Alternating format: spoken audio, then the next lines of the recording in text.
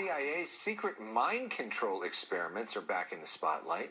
Newly released documents reveal details about MK Ultra, a 1950s program using LSD and hypnosis to study behavior control.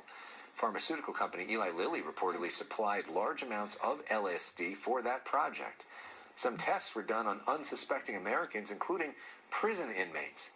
National Security Archive, marking 50 years since the program's exposure, compared the research to Nazi experiments and criticized the lack of accountability. The CIA actually has been potentially researching how vaccines could be used for mind control, as well as many other methods. The documents that are circulating around are regarding Project Artichoke. So this says, look, we've got this grand idea of how we're basically going to drug people and do all kinds of weird experiments on them to see if we can control their minds. These documents don't show that anything was actually done. It just shows that we've got these really crazy ideas, and they're extremely unethical, inhumane, terrible, terrible ideas. The 1977 leak of documents say, oh yeah, well actually the government did it. They did all of those terrible things they said they were doing in that previous memo. They did it. And now here's some of the archives that we have from when they did all of those terrible things. So, okay, these documents, Special Research for Artichoke, dated April 21st of 1952. The memo proposes developing long-term covert drugs that could be slipped into daily life.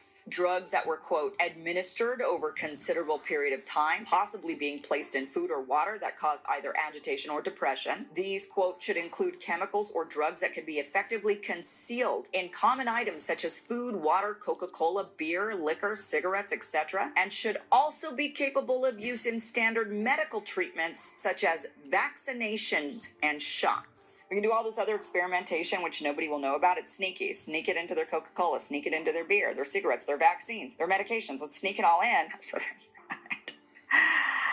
oh, those wild conspiracy theories. But the CIA also made sure most of this would never be seen by the public, destroying most of the files. They were torn and burned just days before the head of the agency was fired by then-President Richard Nixon for refusing to help cover up Watergate.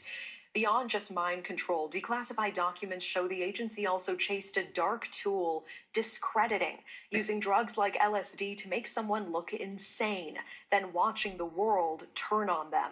They were experimenting on American citizens.